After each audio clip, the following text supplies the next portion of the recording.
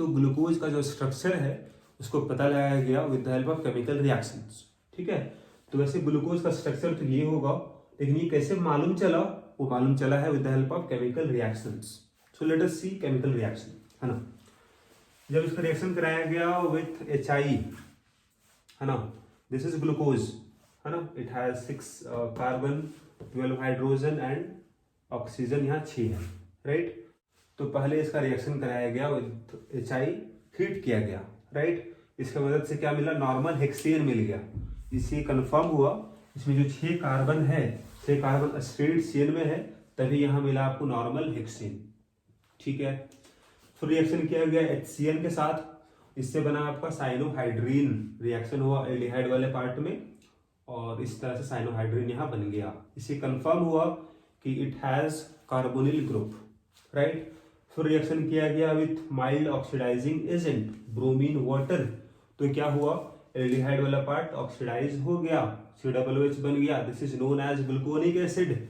इसे कंफर्म हुआ कि कार्बोनिल ग्रुप क्या था, एल्डिहाइड था, राइट।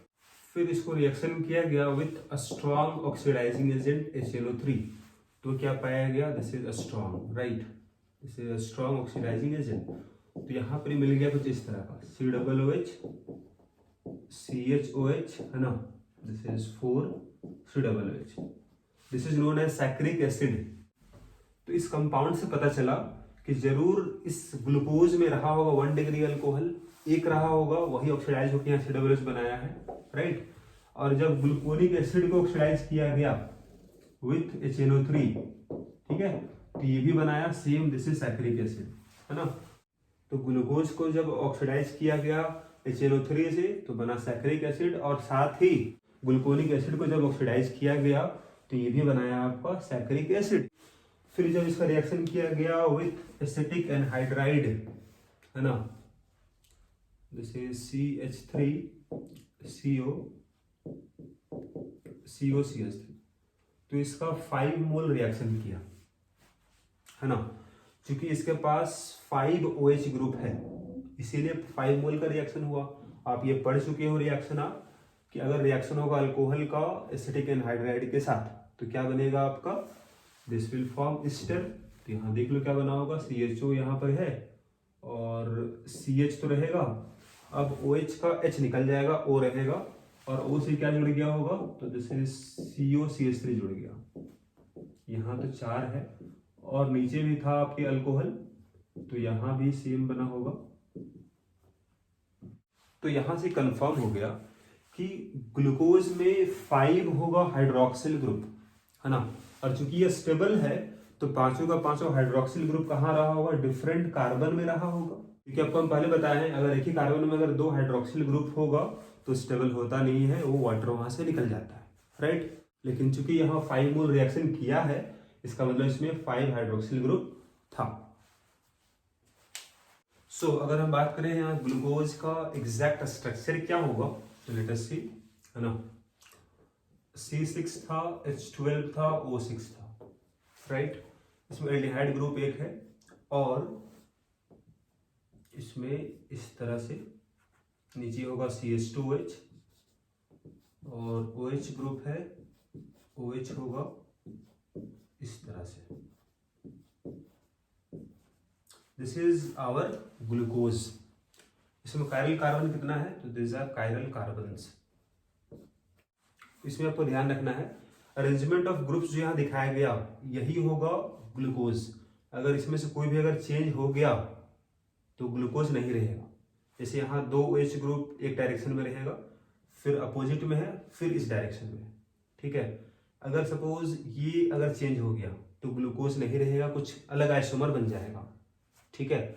अगर यहाँ 4 कायरल कार्बन है और ये अनसिमेट्रिकल है, इसमें कितना बनेगा स्टीरियो आइसोमर्स टोटल, तो नंबर ऑफ स्टीरियो आइसोमर्स जो यहाँ पॉसिबल होगा इस फॉर्मूला से 2 to the power 4, मतलब टोटल 16 आइसोमर होगा, राइट।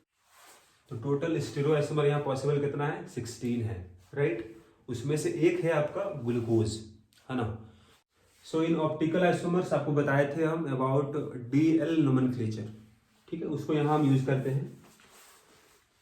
अगर बात करें सबसे स्मॉलेस्ट कार्बोहाइड्रेट क्या होगा, उसमें 3 कार्बन होगा, ये देख लो 3 कार्बन है इसमें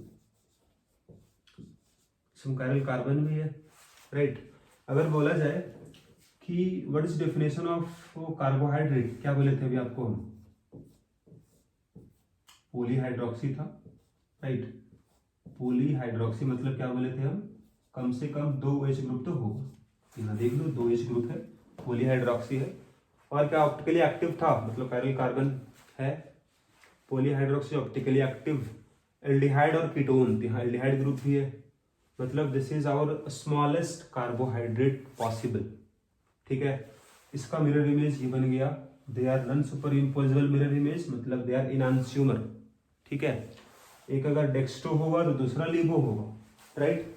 अब हम अगर बात करें इस कायरल कार्बन का नोमेनक्लेचर का, तो हम बताए थे आपको कि अगर OH group right hand side में है और यहाँ लेफ्ट हैंड साइड में है तो this is known as L, इसका नाम था D, और इसका नेम होता है this is glyceraldehyde, glyceraldehyde, right, and this is also glyceraldehyde, glyceraldehyde, ये D होगा L होगा। यहाँ पर D और L क्या बताएगा, तो कन्फिग्रेशन बता रहा है कायरल कार्बन का, ग्रुप्स किस डायरेक्शन में है, राइट। इसका कोई रिलेशन नहीं होगा विथ डेक्स्ट्रो एंड लिबो। डेक्स्ट्रो मतलब क्या था, अगर ये घुमा पाएगा प्लेन पोलराइज्ड लाइट को क्लॉकवाइज तो डेक्स्ट्रो होगा। तो ये पाया गया है कि आपका दिस डीग्लिसरल्डिहाइड रोटेट करता है प्लेन पोलराइज्ड लाइट को क्लॉकवाइज, इसीलिए क्या है, डेक्स्ट्रो है, ठीक है। और डेक्स्ट्रो मतलब क्या लिखोगे आप, डी लिख सकते हो, स्मॉल डी, ये लिबो होगा L। तो अगर डेक्स्ट्रो है तो D की जगह में आप यहाँ पर प्लस साइन से भी रिप्रेजेंट कर सकते हो, राइट। अगर लिबो है तो इसको रिप्रेजेंट करोगे नेगेटिव साइन से,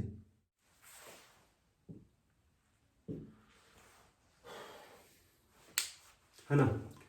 तो सिंपल यहाँ देख लो कि L किसको बोलोगे, ये L और ये L अलग है।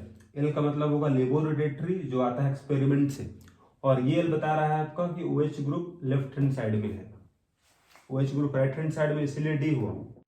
ये D अलग है, ये हम पता लगाते हैं with the help of experiment कि किस तरफ रोटेट कर पाएगा प्लेन पोलराइज्ड लाइट को क्लॉकवाइज, इसीलिए D हुआ, ठीक है।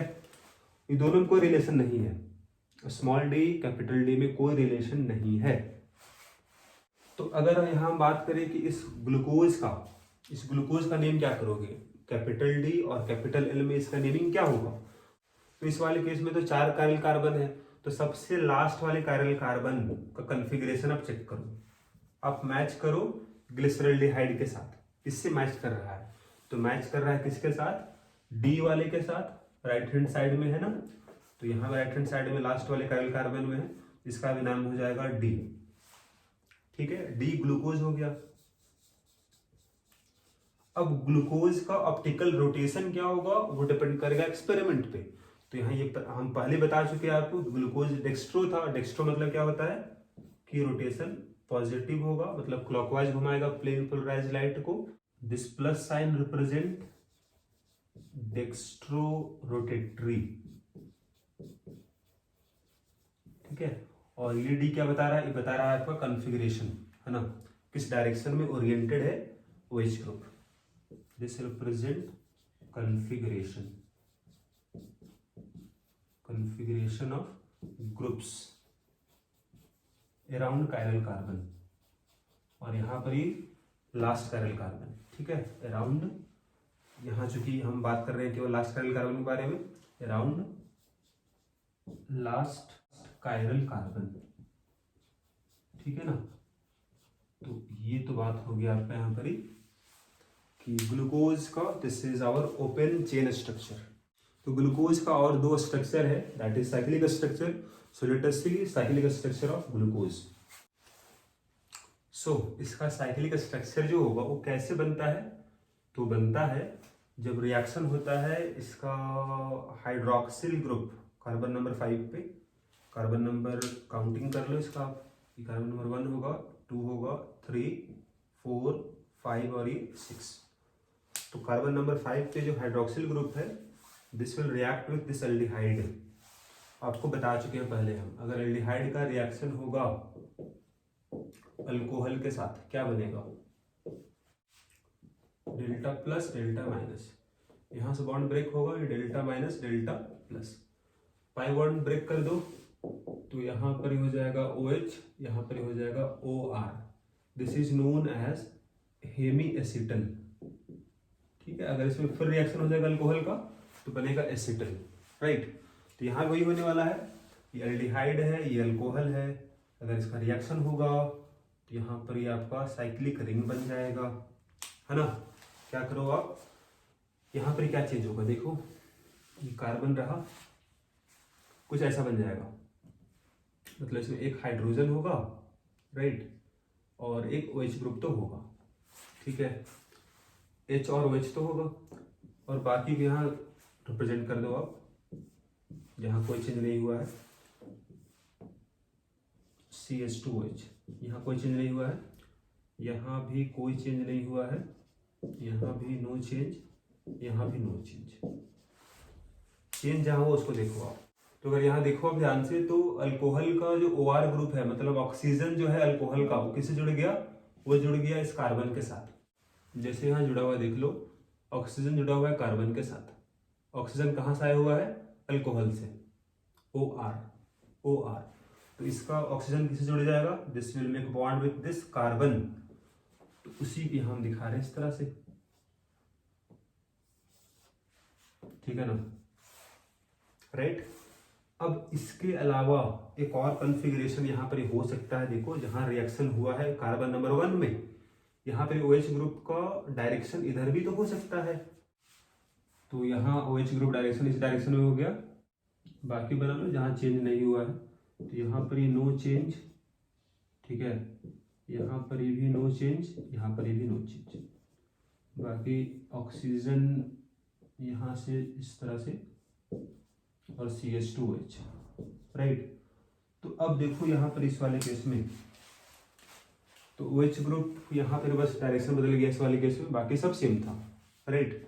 अब इसका नेमिंग कैसे करोगे आप, तो पहले इसका नेमिंग हम बता चुके हैं आपको, दिस इज D है, और प्लस का मतलब हो गया डेक्स्ट्रो है, ग्लूकोज है, राइट। अब ये दोनों का नेमिंग क्या होगा, तो दोनों में डिफरेंस केवल कहाँ पर ही है, केवल कार्बन नंबर 1 पे डिफरेंस है OH ग्रुप का डायरेक्शन का, बाकी सब सेम है, राइट। तो अब इसका नेम दिया गया अल्फा, इसका नेम दिया गया बीटा। अल्फा है, बाकी सेम कॉपी कर दो आप, जैसे D होगा, प्लस है ग्लूकोज, यहां भी D होगा, प्लस है और ग्लूकोज।